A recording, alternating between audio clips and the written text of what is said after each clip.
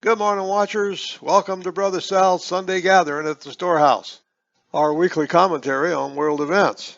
We first started in 1996 and have become more relevant ever since. Today, posting 2 shows per week to our YouTube channels, BroSal and Philadelphia Church. For 20 years, we have integrated the historical landscape that unfolds daily with the prophetic analysis anticipated by eschatology. We bring you non-traditional insights and uncensored discussion of issues purposely ignored by media of all kinds. Join us now for the only discussion of its kind. And joining me again this week is my son Tony. Welcome, Tony. What do you have for us? Good morning, Dad. I wanted to talk about how things are coming together in the world based on sort of the broad strokes. We were connecting the dots last week of what kind of world I'm expecting and why, and the wars that are coming and why.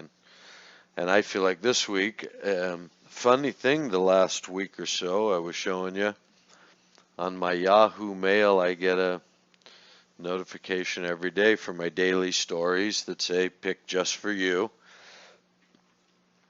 And for a while there, that's been the only main source that I needed to get all the propaganda. Every week was more stories than I could talk about. And all of a sudden, about a week or so ago, I started noticing that, that's the first day that there's not a story in there. There's just some stories about rock stars or football stars or iPads or, no real. All of a sudden, it was if we stopped bombing every day in Syria, that we stopped arguing about the leader over there having to go, the crisis in Yemen, the crisis in the Ukraine, the economy of the U.S. going upside down because of this BRICS thing and Russia, and the Turkey shot a Russian fighter down. And, where do all these things just suddenly go? With all the journalism in the world, you would think that there'd be this constant, those stories being followed up. Since there's things going on all over the world every day. Well, I mean, in these categories of all these things, you got to figure that, what are the odds that with 1,500, newspapers and, thousands of news channels, all this market that you've got to fill in the world, and all these seemingly, dramatic and up to the moment stories, all the war with China, cyber war. All these things are going on these past few months and have been in my daily mail on a constant basis.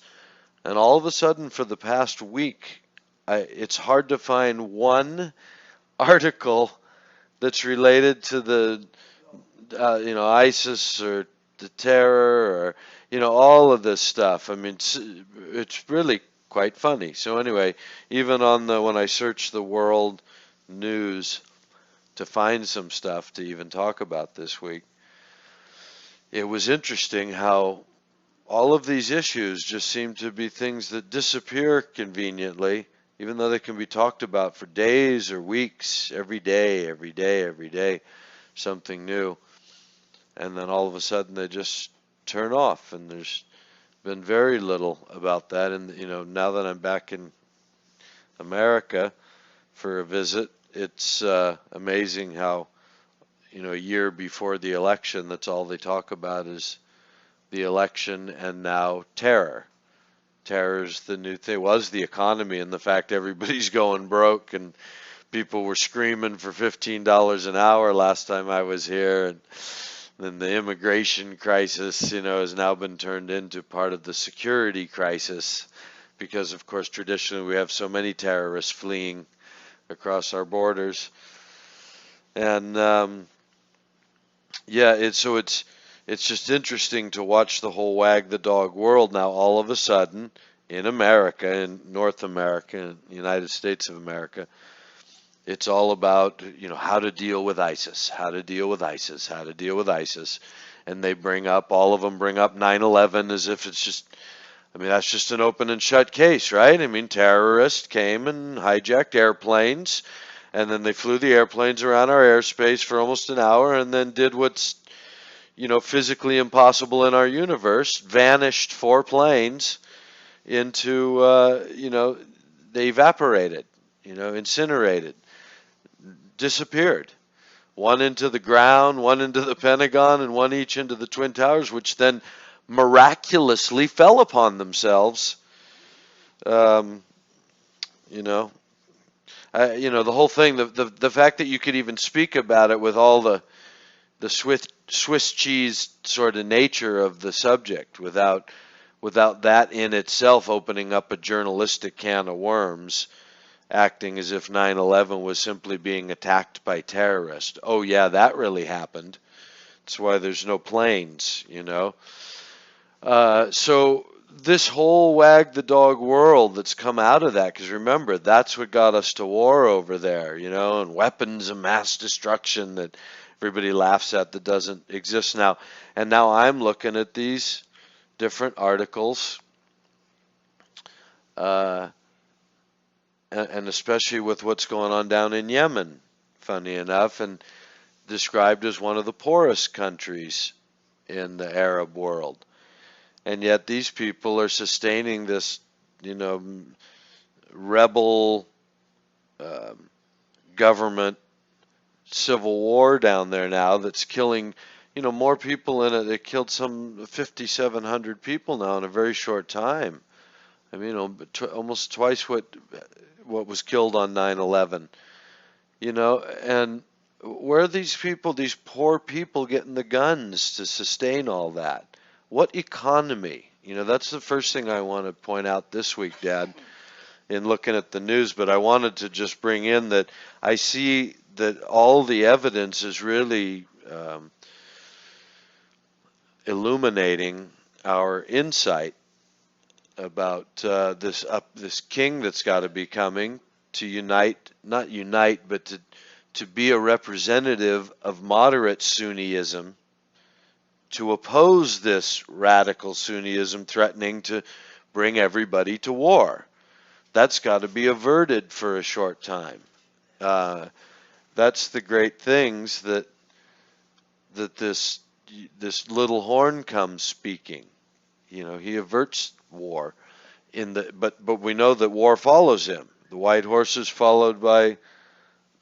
So what I'm seeing, Dad, is how everything is starting to fit to this outline that we've been watching for all these years, and watching coming since before Libya and Syria and Iraq knew what hit them. And I didn't realize at the time the reality of it, just the overall picture of it from a prophetic sense. 3 kingdoms had to be plucked up by the roots, in some manner of speaking, to make way for this other little kingdom that would come on the scene with a mouth speaking great things and all that kind of stuff. And so we've been able to identify those kingdoms for so long and watch what happens with them. And what happened is, they got plucked up by the roots. There's nothing left to Gaddafi's kingdom, just a civil war in the country for power.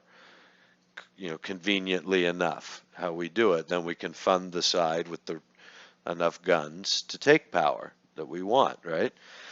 And so you got that going on in Libya, and you got that going on in Egypt and Iraq, and now Syria. All these places where, coincidentally, we've been seeing that the prophecy said for 20 years now, watching how, these were the places that this good king has to rise. Well, so, I mean, what fits the whole scenario right now except realizing that this good king, this good caliph, and there was an article this week that I dug up amongst all of them that said Pakistan's Taliban leader has denounced this Baghdadi as any kind of khalifa. He don't speak for he doesn't rule a united Islam, so he doesn't qualify. So that came out in a little article this week. So there's one group over there, and I guess Afghanistan's Taliban feel the same way. So I mean, it's so funny because the first article I wanted to look at, but I wanted to just talk about how it fits into this program that we've been presenting that no one else in the world is presenting, which is the rise of this little horn king, which we've always seen has to be this kingdom of Jordan because it's the Hashemite king, whose ancestors only 100 years ago cooperated with England and were promised a caliphate that took up the territory that they're now warring over. I mean, that's all really just a coincidence. I mean, show me the real story. Oh, the real story is this rise of ISIS that I said a year ago when we saw the flag. That's bull, that's PR. There's what ISIS? I see one guy on a quiet street carrying a flag with the photographer backing up going, okay, come on, bring it, bring it. We're almost there, we're almost there. One more. Give me revolutionary and okay, let's go get pancakes. You know, I hear the falafel house makes fantastic pancakes. So, I spotted that from the moment that was going on, and then this, I predicted this whole way that America has not done anything about it. I predicted that they'd have to get so bad that they would terrorize the world. And I mean, I wasn't saying that since the French attacks. I was saying that a year ago when they were saying, "Oh gosh, there's 3,000 of them. These guys are worse than Al Qaeda." When they were already propagandizing the potential, and America was just acting as if, "Oh, we're so behind on everything. We just can't keep up with these guys." And I saw you know, the lights were flashing. Wait a minute, BS, BS, BS. It's funny how they don't steal from gun manufacturers. They don't rob banks anymore, but boy, they can terrorize the free world with all the gadgets that we've got. They can make out terrorists that just can't be caught, coal warriors that just can't be caught, but never amount to anything. Think about it. Much propaganda much to do about nothing when it all comes down to it. What San Bernardino in the big picture, 14 people were killed. Holy mackerel, open your papers. It's just like they're killing more than that every day all over the place. They're claiming that some half of these 5,700 people or whatever in Yemen that have been killed have been innocent, citizens. That's like the amount that were killed in 9/11. I mean, what about all these people that are being killed? They're not people because they're not Americans? I mean, wow, come on, the cost of human life right now. So when you reckon up how much America's been affected by terrorism, well, it brings you to what's the big terror? 9/11. Okay, but wait a minute. 9/11, you mean where airplanes flew into buildings like the buildings were made of paper and nothing was left of an airplane, not even an engine? To define it as an airplane? You mean where passengers took over an airliner and caused it to fly into the ground in the middle of nowhere in Pennsylvania, but not a seat or a piece of airplane was ever found, right? Just incinerated for the first time in aviation or human history, right? Come on, all on the same day, 4 airplanes that did what no airplanes can do and all just disappeared. So, what terrorism exactly? What's going on in the world, and how much terrorism does it really take in America to scare the crapola out of Americans, these days? It's just a couple articles in the news which happen to be owned by 6 corporations now. It's down to a real small group of people on that viewpoint that we've been talking about. Well, the point was that the mass deception that's going on in the world since 9/11, since the starting of all these wars, they weren't for the reason we're told. So what reason there's wars going on over there. We know that. People are dying every day, and there's all this manipulation from seems so obvious to me in these mouthpiece news agencies to just sway everybody around in these everybody busy chasing their tail about something, right? They had us ready where the climate change conference, climate change was going to change the world and kill the world. And it's not long ago that was, so hot on the front burner that everybody had to pay attention to climate. And then it just slides to the back burner somehow.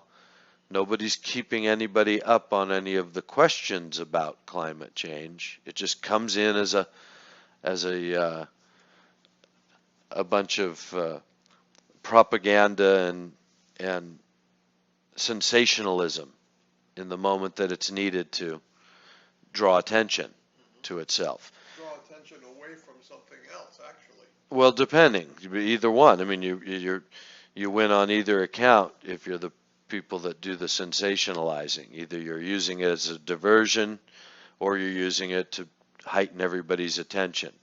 And so that's why what I'm trying to fit all this into is the idea that we've been seeing this correctly for all these years, and now what's needed that pulls it all together is a good Sunni king that it takes over for this bad Sunni king that's terrorizing the world.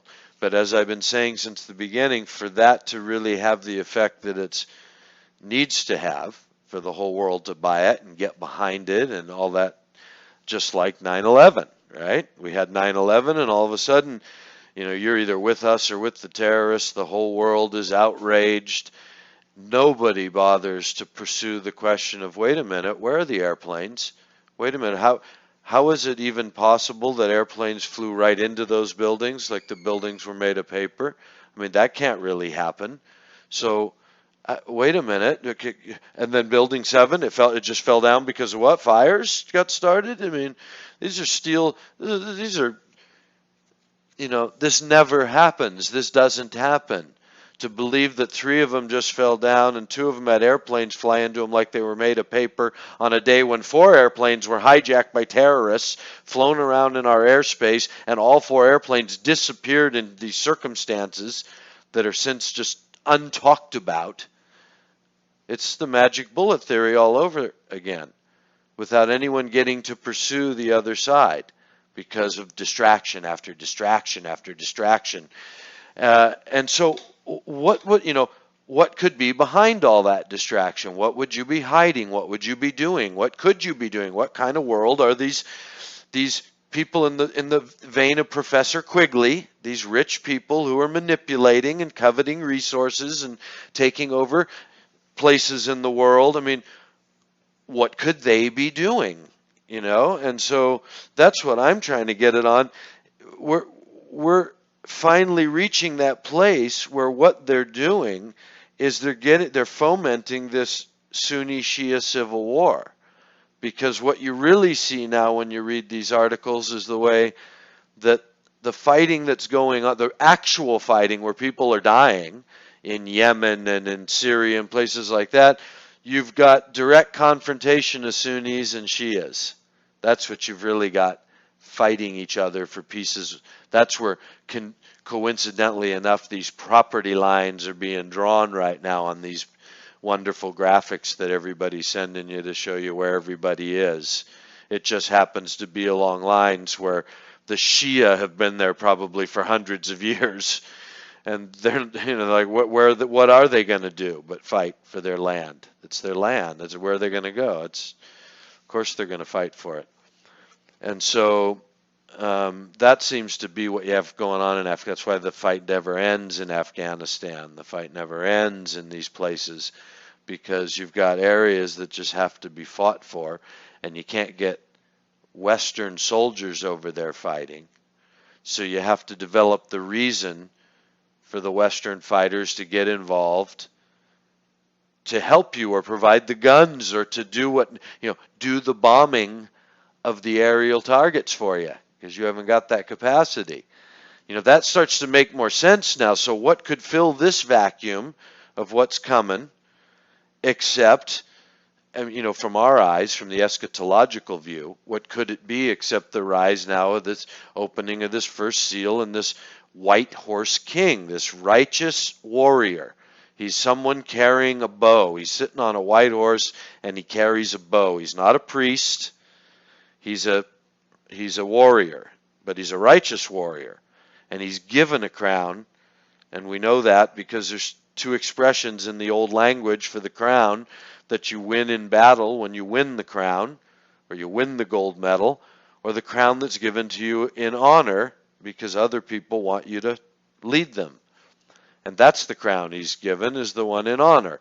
So this is the person that now the whole world scene is being prepared for. And in a couple of these articles I found today, it does mention the idea of needing Sunni people, Arab people, to rise against this, that you can't overpower them with American forces, etc. That becomes the excuse now why the world has to be terrorized, because we can't go in there marching from village to village. The people that hate them will hate us even more, and that'll drive more of them into the arms of ISIS. I mean, that's our story. See, that's our cover story for why we can't go in there and take this scourge out. That gives us, unlimited scourge time, like the Cold War with Russia, like terrorism's very nature, just nothing we can do. Well, see, if the caliphate is what's at stake, the good king caliph has to go take out the bad king caliph. Otherwise, it isn't legitimate to their culture. Well, it could, yeah. We can give them all the ammunition and advice and technology and intelligence that they can possibly use, but they have to go do it.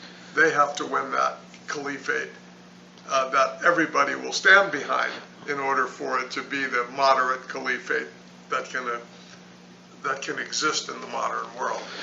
Right, and I think they're setting the world up for that right now, Dad, with all these different elections. Egypt's never become stable.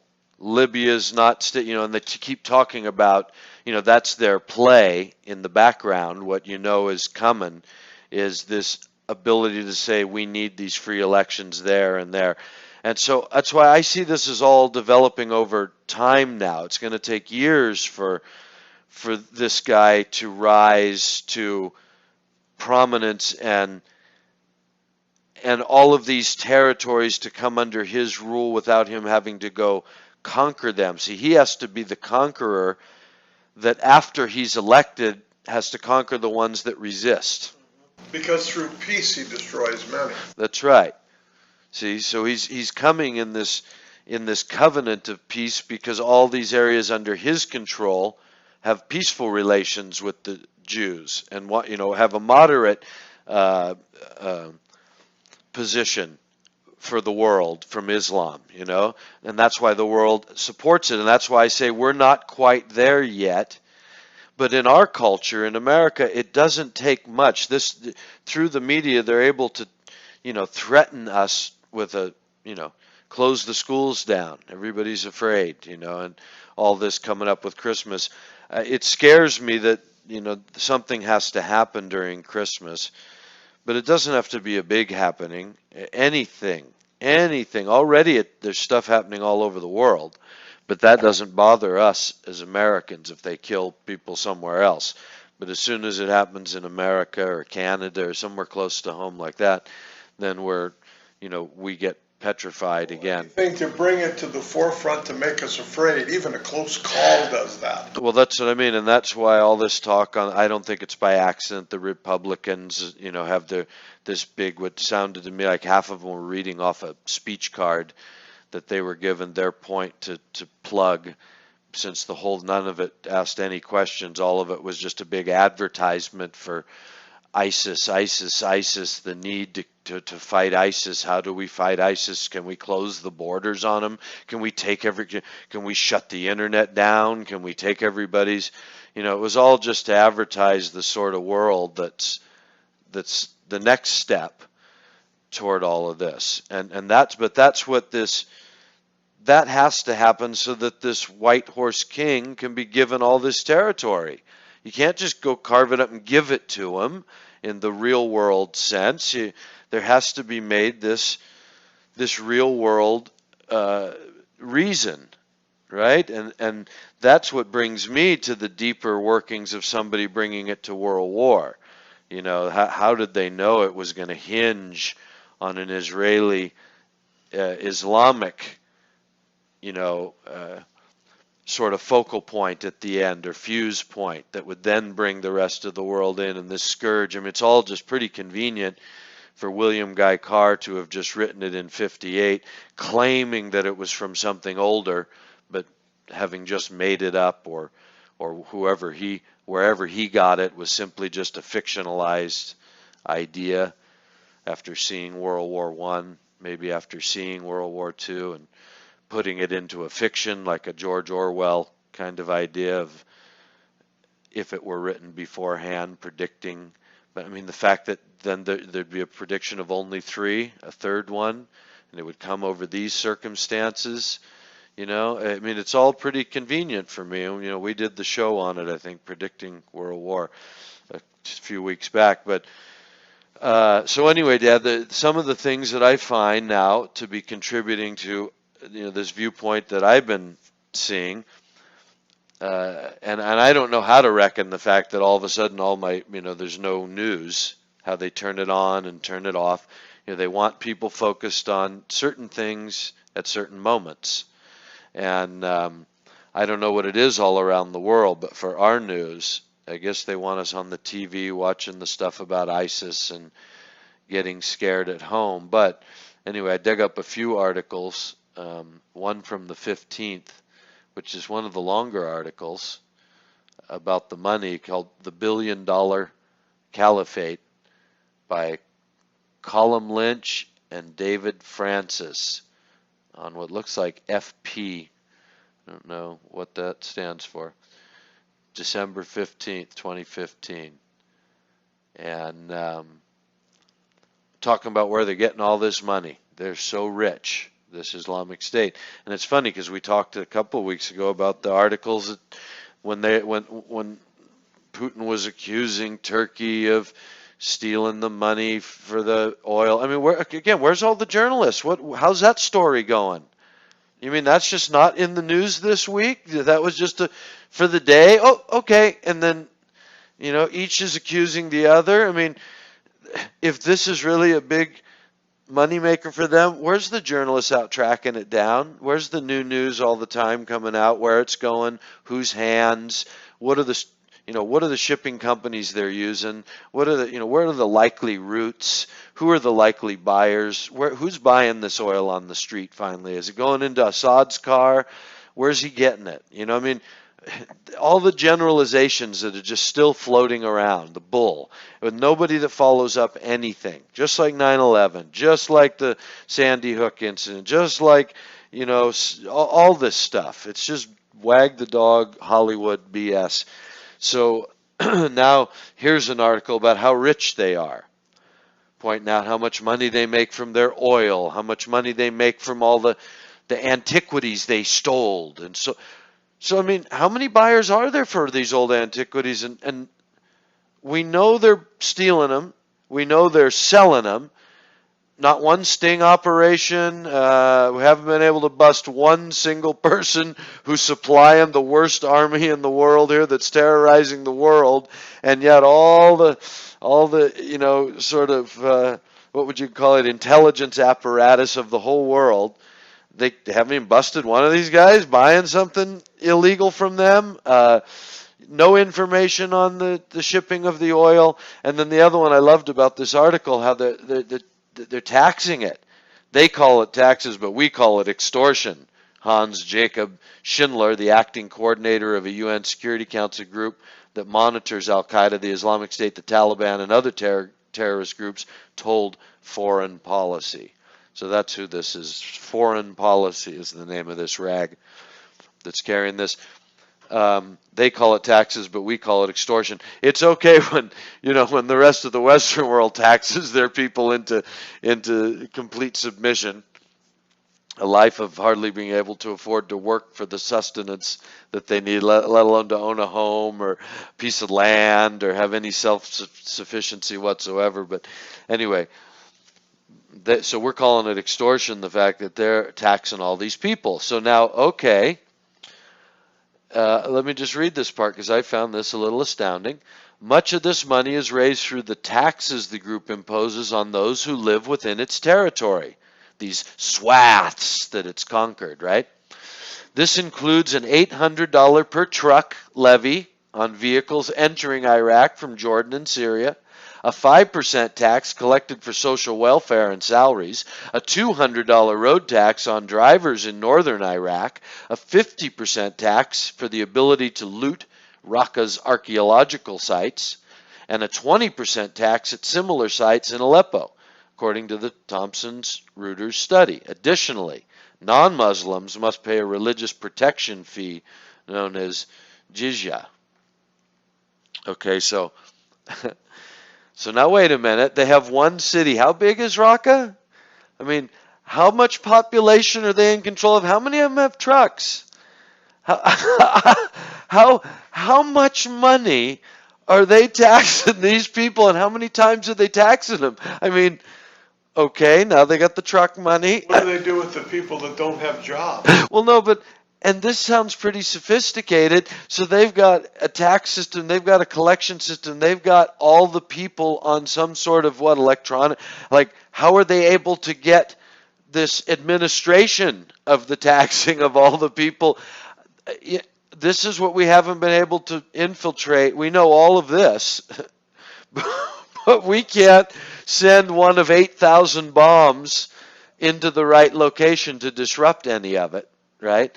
So anyway, I found it, even at the end of this article, it conceded. I thought it was, kind of funny, but the taxing of these people that they're under the control of. And at one point now it says that they have as many as 8 million under their thumb. And I thought, wow, that's 8 million. Okay, so how many of those are the wealthy tax-paying 8 million? How many are the sheep herders and the goat herders, the non-truck owning residents, that they've got their thumb over? So anyway, 8 million, I want to just find the end of this article because I thought it's one of the longer articles pointing out all their money, how rich they are. But that ultimately, so long as the group controls territory in Iraq and Syria, it has a healthy source of income, says Valerie Marcel, a Chatham House Associate Fellow focused on energy and resources. Right now, the Islamic State has approximately 8 million people under its thumb. As soon as they expand territory, their potential for taxes, theft, tolls, and oil revenue increases, Marcel recently told FP. They need territorial expansion to maintain their revenue. Controlling territory is the bottom line. So, and I thought we've been told recently how they lost. I've got an article here somewhere. Oh, it's part of this article. On Monday, Obama said the Islamic State has lost 40% of the territory it once held in Iraq, where Iraqi forces are fighting their way into the western city of Ramadi, encircling nearby Fallujah, and cutting off northbound supply routes into Mosul. Additionally, the president said the Islamic State, quote, has lost thousands of square miles of territory it once controlled in Syria, and it will lose more. Okay, well then why are we worried about the increased tax revenue? I mean, if that depends on them expanding territory and they're currently losing territory, well then they're getting weaker. This rich organization is getting richer. Okay, now, but what we talked about last week with Libya and Ethiopia as part of the allies mentioned in the prophecy, and Egypt, this might give a little bit of an idea as to why what's going on over there with the destabilizing, as far as filling some of the blanks in. The Islamic State, meanwhile, is exploring new prospects for generating income beyond Syria and Iraq's borders. One of its top targets, Libya, which holds the largest proven reserve of crude oil in northern Africa. Which is why, of course, when UN, the NATO forces would go in there, destroy the place, uproot the terrorist dictator, so we could give them free elections and democracy, and then what? Be susceptible to ISIS coming in and taking over the territory. I mean, because that's part of our strategy. That's how stupid we are. That we were there and we could take out the old dictator, but we can't actually fortify the place until it gets enough security to keep out people like ISIS, right? Doesn't that just make sense?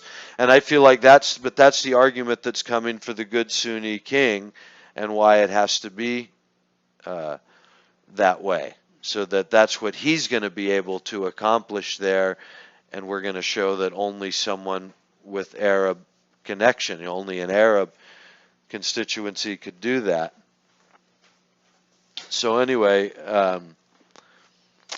yeah, I thought this is interesting. So Libya, quote, is strategically important for ISIL in view of its geographic location at the crossroads between the Middle East, Africa, and Europe, the UN monitoring group concluded in a report last month. Al-Baghdadi, the leader of the Islamic State, has dispatched several emissaries to Libya over the past 2 years to form an alliance with local groups and gain a foothold in the country. Today, the Islamic State has more than 2,000 armed fighters under its command in Libya, with its main stronghold in the city of Sirte, which it seized last February. So that's how long, didn't take the UN long after disrupting the country to get out of the way so that a band of 2,000 could take the country over or get a foothold in it, right? I mean, and I don't have the report this week, but it was on one of the last couple of weeks' things that I've seen where they held some type of vigilance exercise with Israel that they hold every year to show how strong they are and shoot off a bunch of rockets and stuff like that. Pretty sure it was Israel. It's one of the little countries over there. 5,000 American troops joined the other. There was more than 5,000 troops just on the ground for an exercise. Right? But no, you can't have anything like a presence in these places to make sure that after you go in and disrupt them, you don't allow this to happen. No, I mean, it just shows you disrupt them so this can happen. And it only takes you a couple thousand men that you're arming and funding to come in and take over a territory now. So anyway, that's my take on this, and it brings Libya into the crosshairs like we were pointing out last week of being an ally of this, and where in the moment it's looking like they're posturing it as, oh, what are we going to do in Libya where ISIS is taking over? Well, that's why he has to go forth conquering and to conquer, and they become an ally when he takes over Egypt's wealth, right? So anyway, that's the $1 billion caliphate, so that we know. And at the very end, though, like it said, the last question he asks is, can it last? In the last 6 or 7 months, we have plenty of reports that show that ISIS is now squeezing the population to a point where they can no longer keep up payments, he said.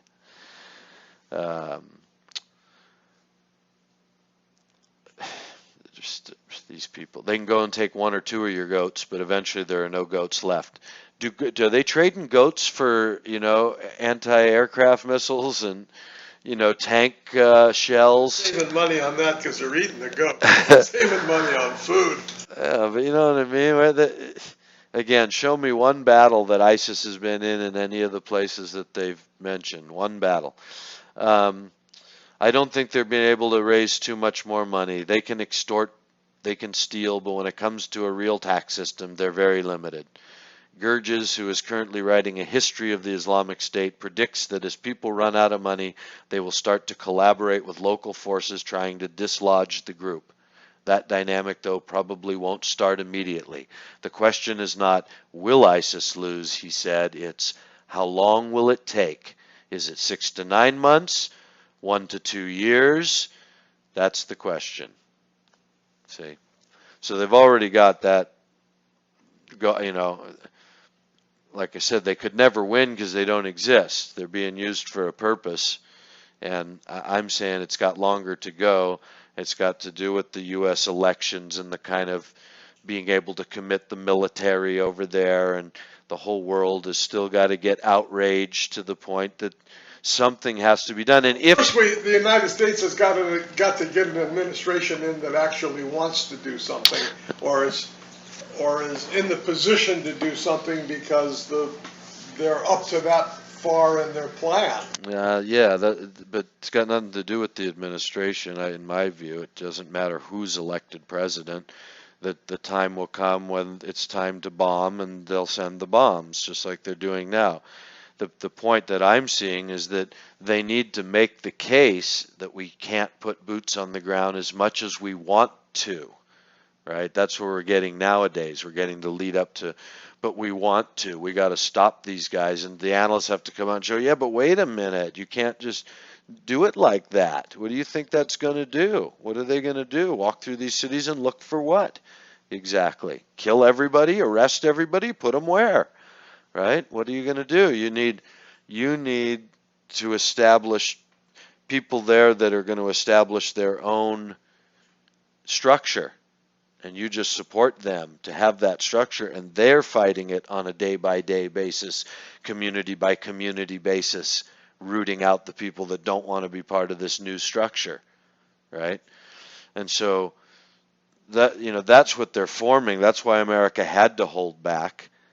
But since we know war is eventually coming, and I say that it's all being set up in this wag the dog way, that the current administration's being used to look too liberal and too soft, and that's why more things have to happen. If more things don't happen, then the president looks quite smart to not overreact. We had one shooting of a couple of nutballs that went crazy. We don't even know for sure that they were linked with any of this deep war declared on America. Just a couple of radical nutballs like any other nutballs that can go crazy and shoot 14 people. I mean, really, if that's all that costs us, that's not the end of the world. But if his liberal stance results in, more terror happening, stuff that looks more planned and carried out by these refugees and can be connected in all that way to the fear mongering that's going on right now. Now what do? We've let them in, right? So now it makes the case even worse for this next administration to be even more hawkish, because now you can point backward and say that damn administration was too soft, and now look what we got. So now we have to overreact. If that's what's coming now, if that's part of this deal. But ultimately, what has to happen is the Jews have to get the right to rebuild the temple. I mean, there's no false Messiah till there's a Messiah. There's no Messiah till there's a temple. So I say that ISIS has to keep rising to be the scourge, and that's what we're going to see. Report from Reuters yesterday on Saturday said U.S. reports 20 strikes against Islamic State in Iraq and Syria. And one of these strikes accidentally got some Iraqi army and killed, it looks like that they're saying 9. I don't know how, in our journalism, who knows what of any of this is actual and whatever, but what they're claiming is that in these airstrikes we hit some Iraqi army and had friendly fire deaths. And so I'm not sure what all this does, except Ash Carter's the only one that's been in the news at all. He's in this article. It's not even an article, it's like 200 words or less. It's an announcement. U.S. Defense Secretary Ash Carter said on Saturday a U.S. aircraft appeared to have mistakenly carried out the strike that Iraqi defense minister said killed 9 Iraqi soldiers. So Ash Carter's been in the news this week, it's all promoting this difficulty with ISIS all of a sudden. Nobody's got a plan. The plan is really one of trying not to overreact to the fact that nobody has a plan and they can kill us whenever they want to. And that seems to be mostly, what the take on it is. That's why you can have people like Trump and even less conservative than him talking about, how do we get control of the borders? How do we get control of all the Muslims? And which to me is such an ignorant position. If you were an enemy in a time of war, wouldn't you then recruit your Muslims to be non-Muslim to go carry out your acts of war? I mean, wouldn't that be the undercover way you got it done? You went as a Jew or a Christian, missionary or something, right? They're always let in. Good Christian missionary. So I don't know how that stops your enemy if you're truly at war. Why that's a good strategy to stop your enemy. But they don't point out how non-Muslim it really is. But I think all that's coming. I think it's been playing into the hand, Dad, of this idea that when the righteous Sunni king rises, the West will then be shown. All the things were not being shown now. He's been trying to show him because he was the one that was instrumental. King Abdullah II, I'm talking about, is the one who was instrumental in making them drop that name of Islamic terrorists down to just extremists. Right. He's already been in the mix of what's going on, but I'm saying to the level where the whole world wants to support what he's doing as a caliph now. Right, because now he's out there conquering and going forth to conquer and conquering that state of existence that is plaguing the whole world seemingly.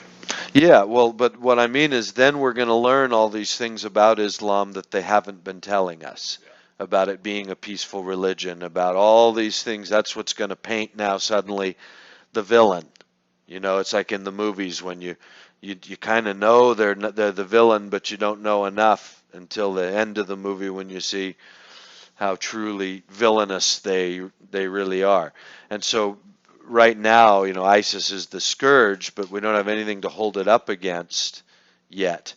And when they show us that and show us how, hey, these guys aren't even really Islamic. Hey, they don't even have a claim to a caliphate, but this guy does. Hey, and this guy was the one whose family was murdered. Hey, this was supposed to be the leader of these people from 100 years ago. This is the guy that makes friends with the Jews. This is the guy, all that can come out in its moment. See, that's what I'm kind of watching for now, is the emergence of that in this news, because it's not just going to. Our good friend King Abdullah is also this. That's it, and it's not just going to go straight to war from here. The war, as I say over there, is to make way for this king, and so that's why we're warring in Iraq and even shooting Iraqi soldiers or whatever we have to do. We're getting that close to friendly targets or whatever that means.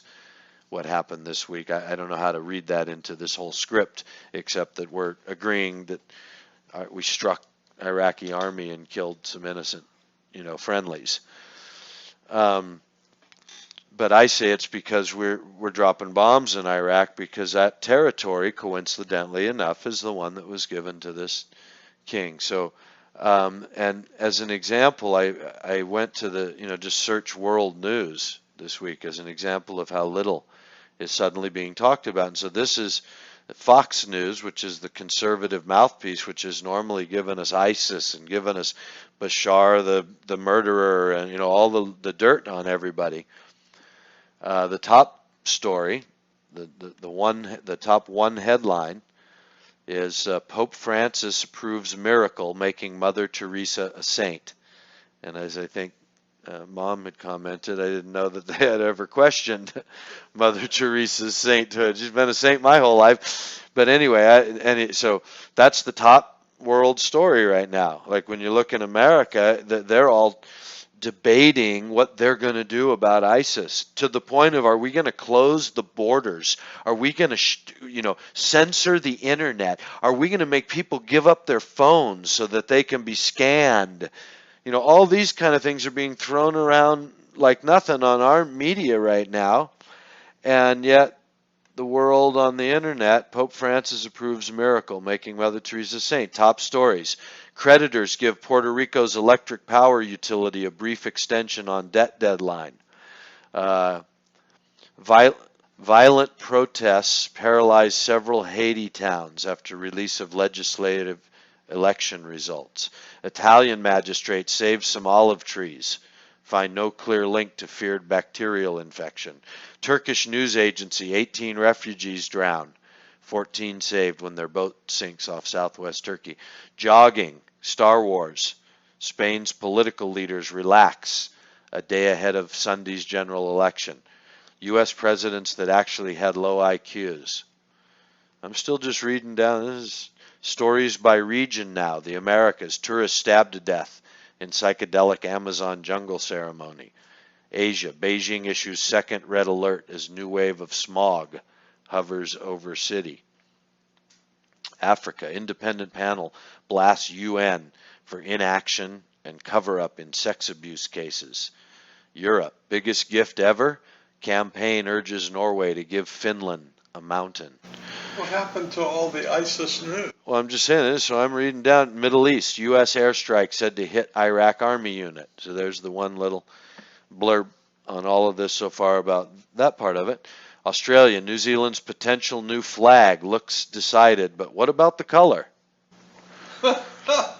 So this is, so this is, was what I got for searching.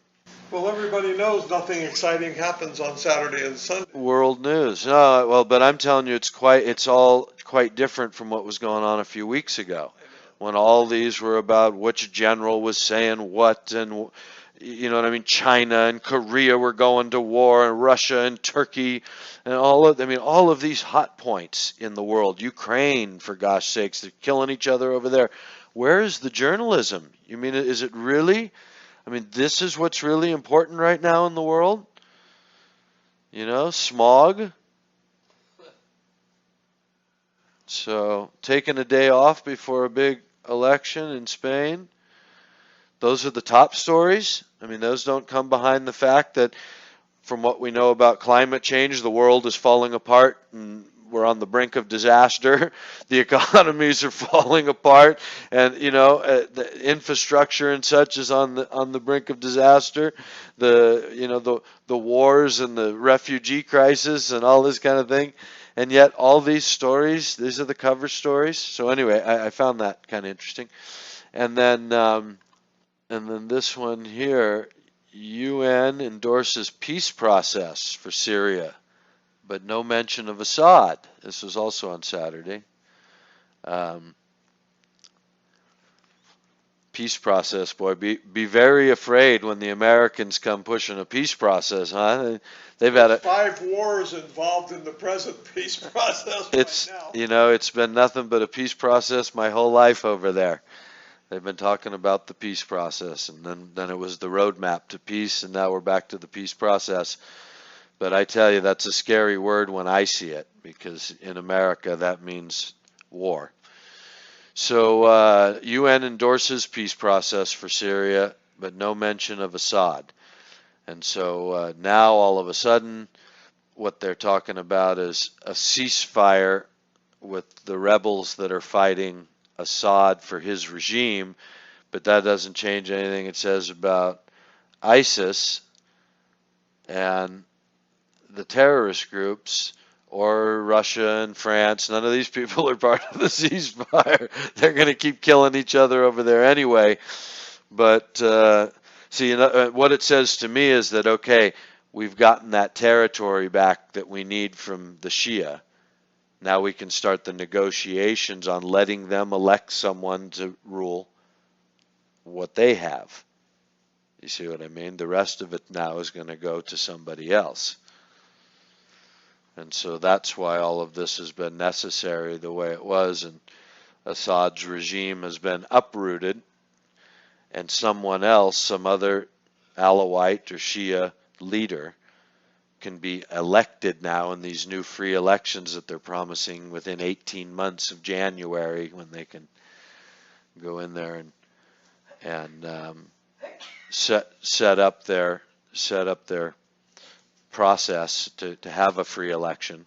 That's supposed to start in January now, or that's this concept that they came to with the ceasefire. It's until January, and they're hoping they can get the process up so they can have a free election of the people. And so I say that that's going to be for a different territory.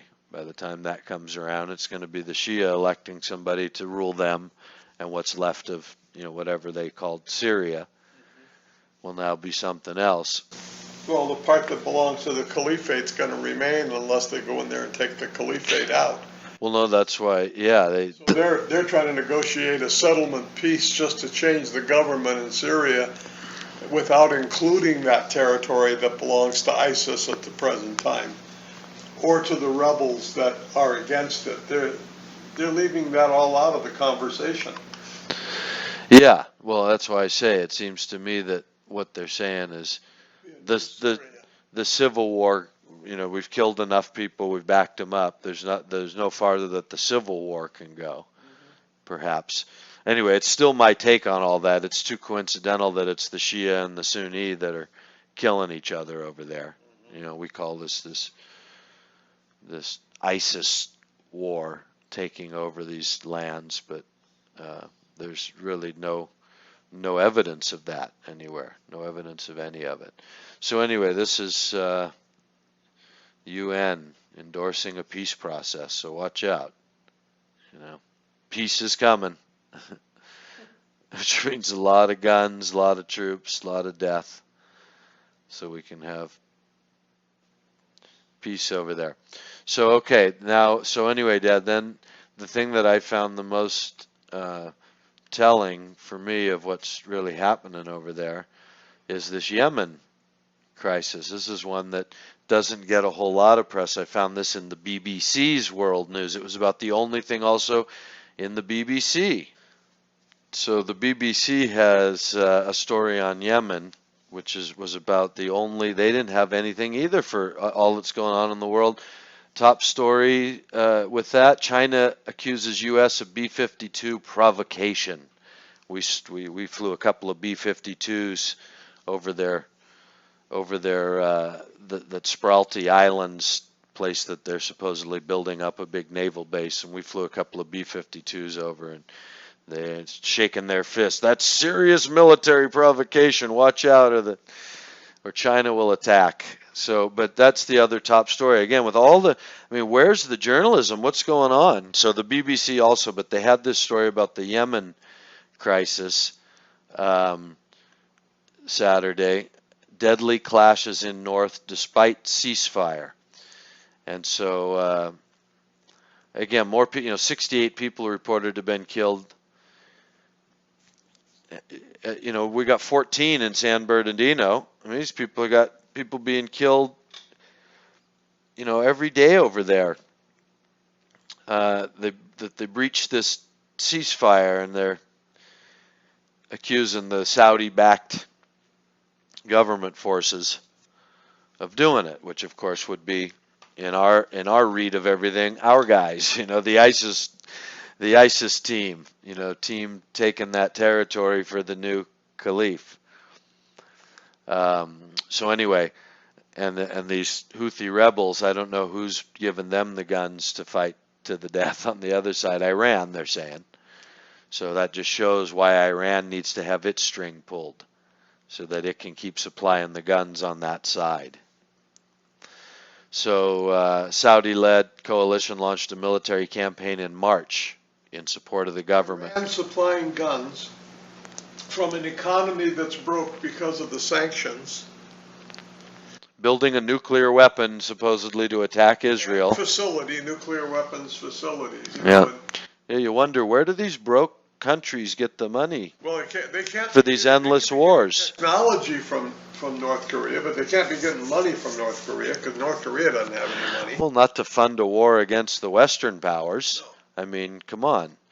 When you're talking planes and tanks and artillery and high-tech weaponry and I just read where Iran has bought a bunch of new T-90 tanks from the Russians to beef up their ground force. well, this is again, so who puts the money up for all that? Where do they get the money? Yeah, it's interesting. Everybody says oil sales, oil sales, oil sales. Okay, so but we have oil. It doesn't account for for you can't put everything down to that unless you can show me on the books. These things are pretty expensive. How much oil are they selling? Oil's down to $34 a barrel. They've had sanctions on them. What's the broke nature? What have the sanctions accomplished?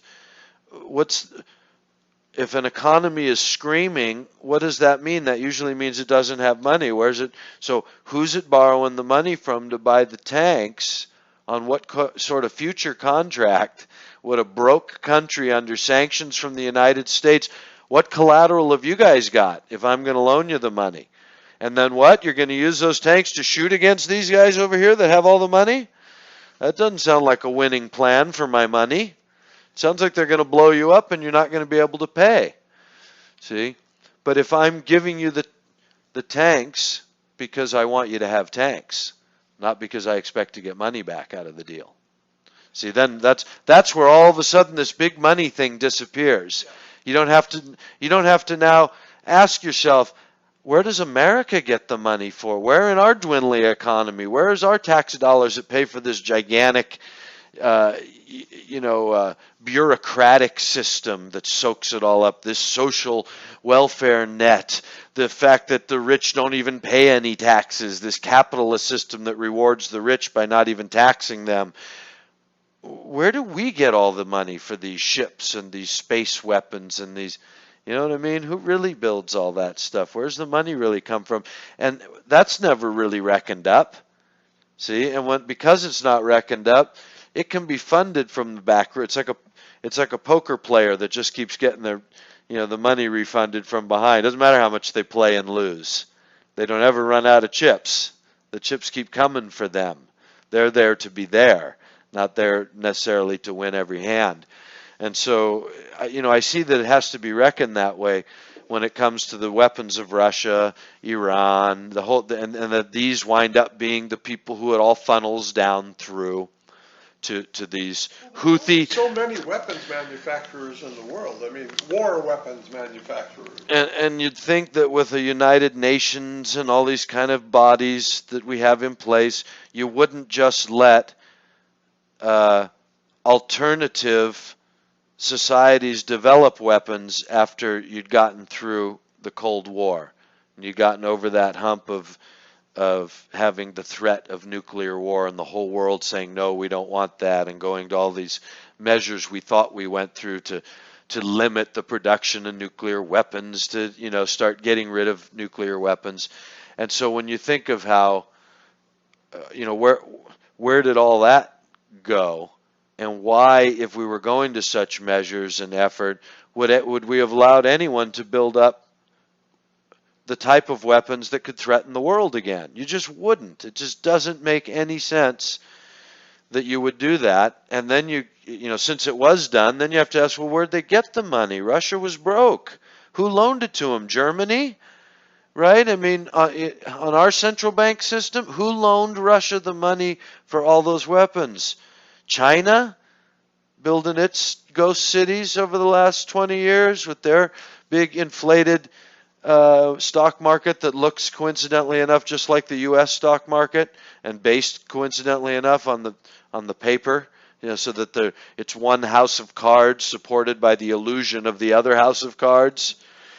These are the people that built Russia up under the nose of the whole world with nobody with a chance to stop them. So again, I still haven't found a real answer to that satisfies me, except that this same group, which leads me to that article that you sent me, Dad. I want to finish on the Yemen thing real quick because this article talks about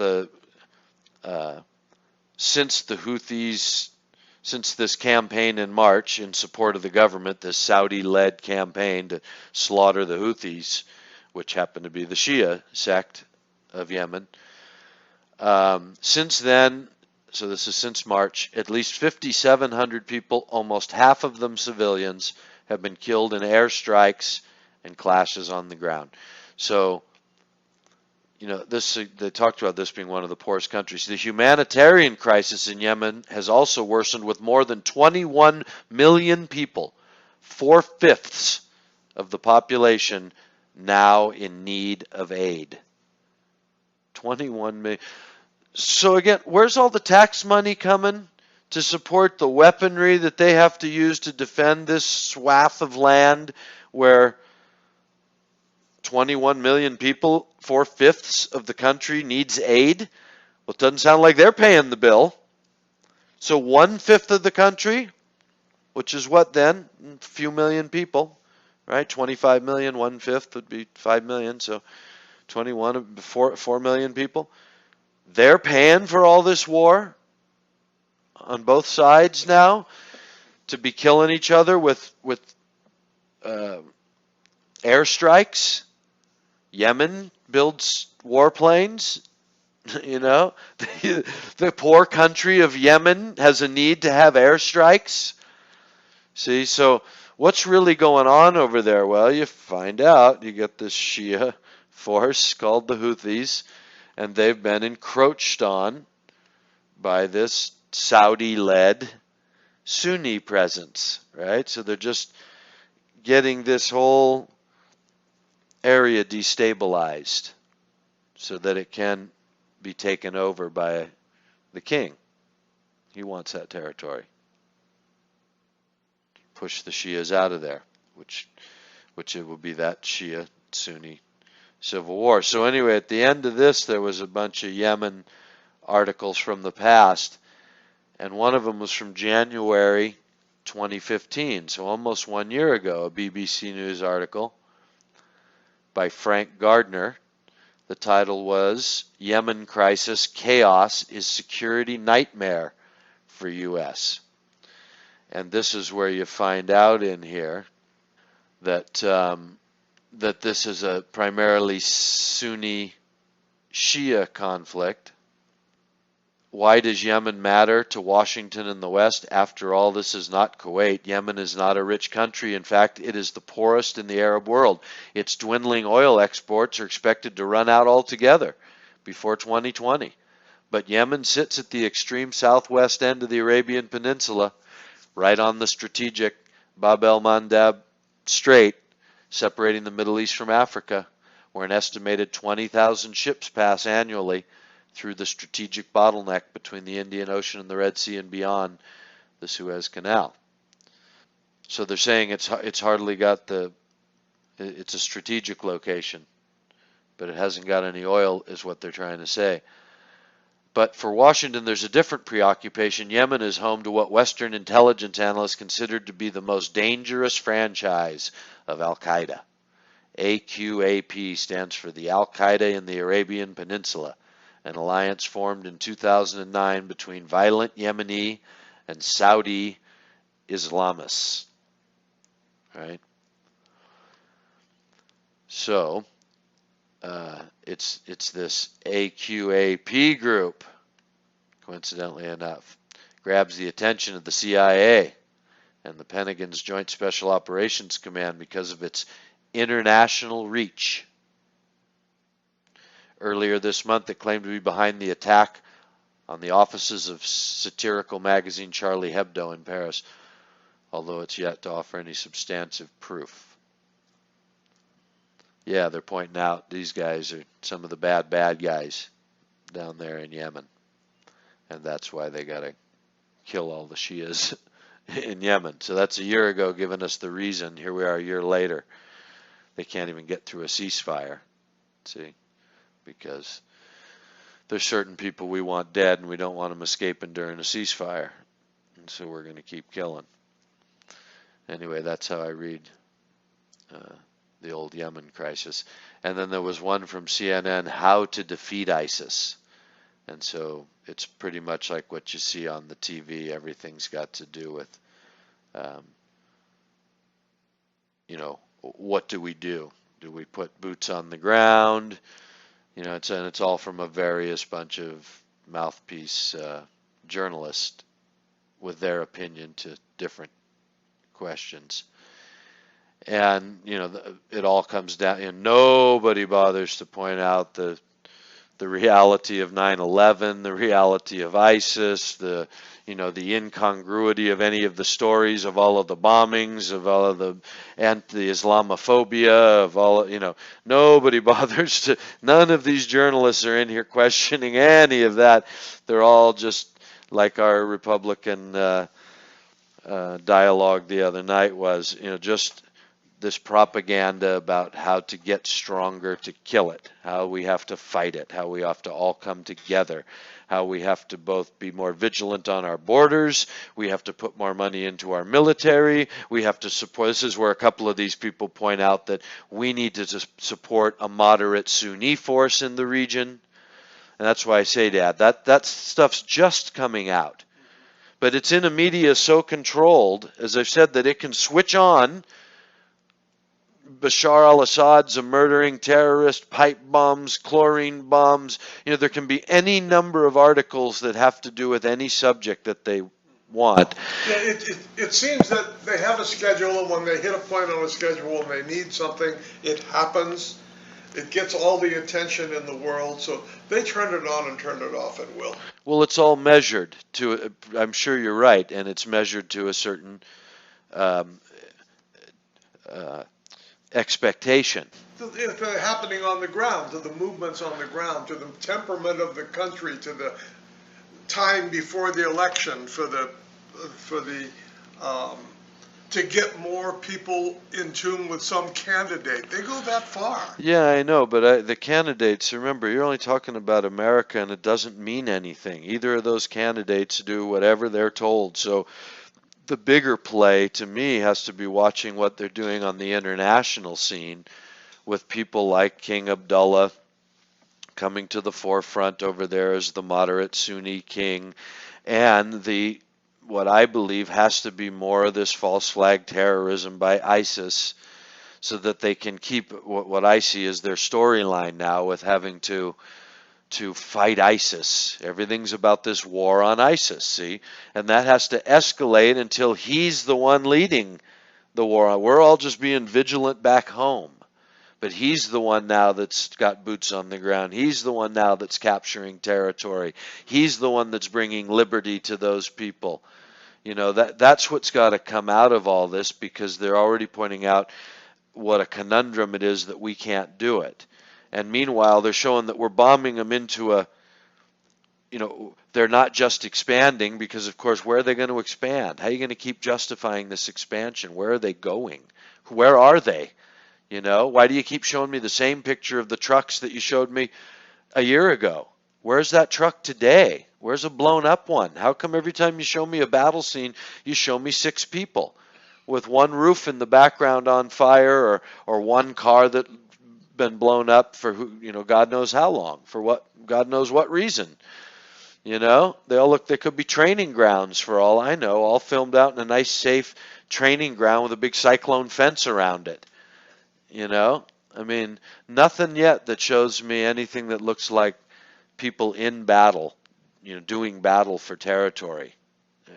Nothing at all. And so I don't believe any of that. I believe that battles are going on, but they're going on in secret to the public, because they're these very directed battles against the Shia territories. Killing the people that they need killed. That live in the territory that they're about to put under a different rule. Just like that's just that's natural.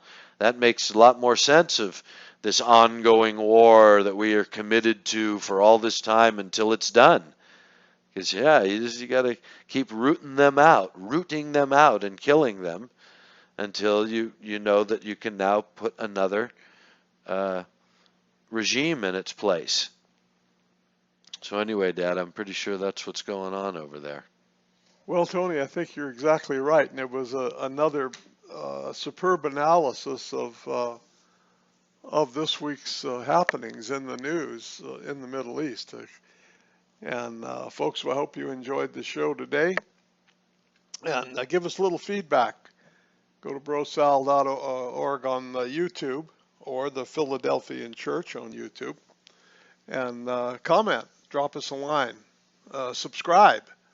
And if you like what you're hearing and you want this to continue, drop us a frankincense offering. There's a button right up on the right-hand corner of the title to keep this ministry and the word coming to you.